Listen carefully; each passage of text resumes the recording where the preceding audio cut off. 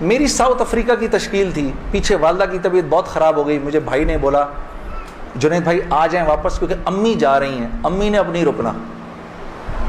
تو میں نے ساتھیوں سے کہا، انہوں نے کہا یار چلے جاؤ کیا فرق پڑتا ہے، یہ پھر یاد کرو گے ساری زندگی۔ اب میں سوچتا رہا، اب میں نے امی کو فون کیا، میں نے کہا اماں آ جاؤں، کہا نہیں ہرگز نہیں آنا۔ تو میں نے کہا کیوں؟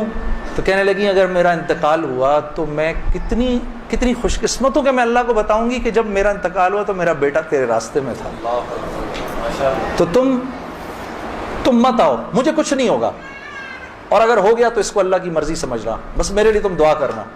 اللہ کی شان، امی کا انتقال نہیں ہوا اس میرے 40 دنوں بعد میں واپس آیا تو بہت خوش ہوئی، گلے لگایا، کہا دیکھو میں نے کہا تھا اللہ نے مجھے زندہ رکھا جب تک کہ تم نہیں آتے واپس۔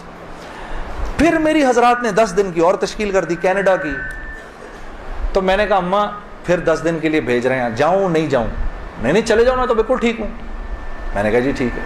میں جس دن گیا ہوں اس دن ہم ٹورانٹو میں مرکز میں بیٹھے ہوئے تھے، تو وہ پوری ٹورانٹو کی شورا سامنے بیٹھی ہوئی تھی، میرا بیان تھا۔ بیان کے دوران ایسے موبائل پڑا ہوتا ہے، میں نے رکھا ہوا تھا کہ بہن کو بولا ہوا تھا کہ اگر اماں کو کچھ ہو مجھے فوراً بتا دینا۔ میرا موبائل بند ہو گیا، میں سمجھا خراب ہو گیا، اب وہ چلے ہی نہ کسی طرح سے۔ خیر میں نے اس کو چھوڑے رکھا، میں بات کرتا رہا۔ جب میں عشاء کی نماز پہ کھڑا ہوا تو پیچھے سے ساتھیوں نے آ کے بتایا کہ والدہ کا انتقال ہو گیا۔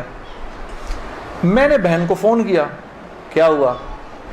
کہتی ہے کہ ابھی فجر کی ہم نے نمازیں پڑھی ہیں، اور فجر سے تھوڑا سا پہلے انتقال ہوا ہے، اور 2-2:30 بجے اس امی نے بلایا میری بیوی کو، اور میری بیوی کو بلا کے بولا کہ بیٹا دیکھو میں نے تو ساری زندگی تمہیں بیٹی کی طرح رکھا، لیکن میں ساس ہوں، کمی بیشی ہو سکتی ہے، تو اگر کچھ ایسی ہوئی ہو تو مجھے معاف کر دینا۔ تو میری وائف نے کہا امی آپ کیسی باتیں کر رہی ہیں، مجھے تو اس سے کم سمجھا ہی نہیں۔ پھر میری بہن سے کہا کہ تم بیٹا مجھے لگتا ہے میں آج چلی جاؤں گی، مجھے سورہ یاسین سناؤ۔ تو میری بہن نے ان کو سورہ یاسین سنائی، تو میری بہن کہتی ہے کہ آنکھیں بند کر کے لیٹ گئیں اور مجھ سے کہا کہ اب سورہ رحمان سناؤ۔ تو سورہ رحمان پڑھتے پڑھتے میری امی نے آنکھیں کھولیں، اور آنکھیں کھول کے میری بہن سے کہا کہ منیزہ یہ دیکھو یہ کس قدر ایک حسین عورت تمہارے ساتھ کھڑی ہوئی ہے،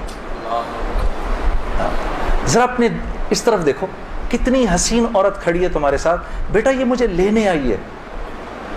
تو میری بہن کہتی ہیں کہ اماں یہاں تو کوئی نہیں کھڑا۔ نہیں، اس کے پیچھے دیکھو، اس کے پیچھے بھی کچھ لوگ کھڑے ہیں۔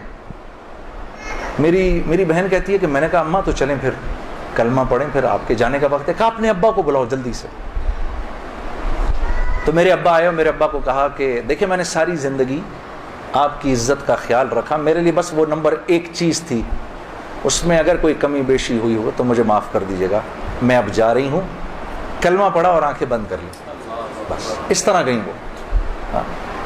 کہ ہم دنیا میں ایک خوبصورت موت ہی تو کمانے آئے ہیں، ہاں، کہ جب ہم یہاں سے جائیں، میری اللہ سے دعا ہے یا اللہ اس مجمع میں جتنے مرد اور عورت بیٹھے ہیں جب اس دنیا سے جائیں تو یا اللہ وہ ان کی زندگی کا سب سے خوبصورت دن ہو۔